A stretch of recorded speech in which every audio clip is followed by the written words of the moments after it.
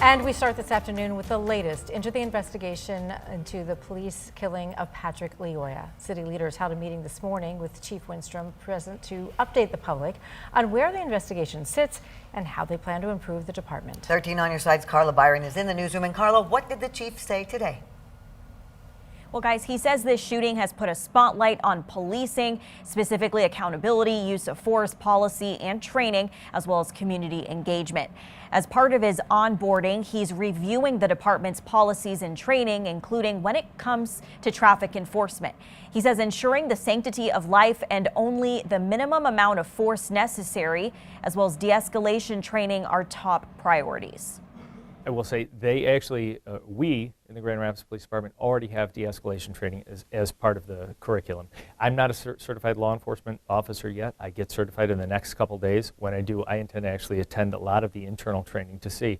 So the de-escalation training is there. I want to make sure that it's the best that it can be. The chief says he'll update the community in a few months to share the improvements the department is making in these areas. Now, coming up tonight at 6, Patrick Lyoya's family attorney addresses Patrick's criminal history and whether or not that played any role in the events leading up to the officer-involved shooting in Grand Rapids. Val. Thank you, Carla. Well, today the NAACP is reacting to the decision by the Grand Rapids Police Department to release the name of the officer who shot and killed Patrick Lyoya. Chief Winstrom identified him yesterday as Christopher Schur, an officer with the department since 2015. The NAACP held a news conference a short time ago, and 13 on your side's Cle Jackson is live in Grand Rapids to tell us what was said. Cle?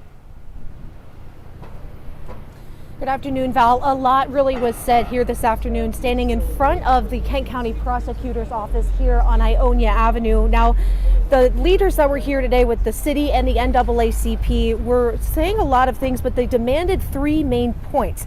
The first is they were demanding Kent County Prosecutor Chris Becker to recuse himself from the investigation into Patrick Lyoya's death immediately.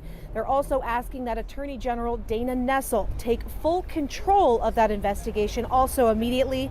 And that last major request that they want is for Chief Eric Winstrom of the GRPD. They're asking him to fire Officer Chris Schur immediately, strip him of all powers indefinitely, and start the process of decertification so that he can never be a police officer in the state of Michigan again.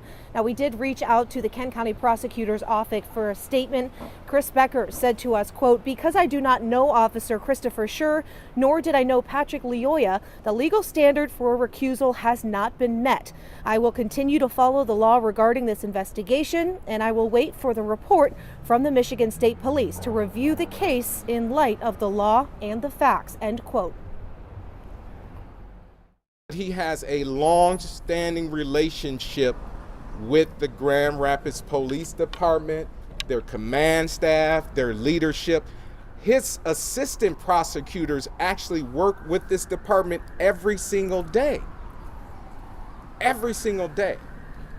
So that's justification enough for him to recuse himself. And it's just the right thing to do.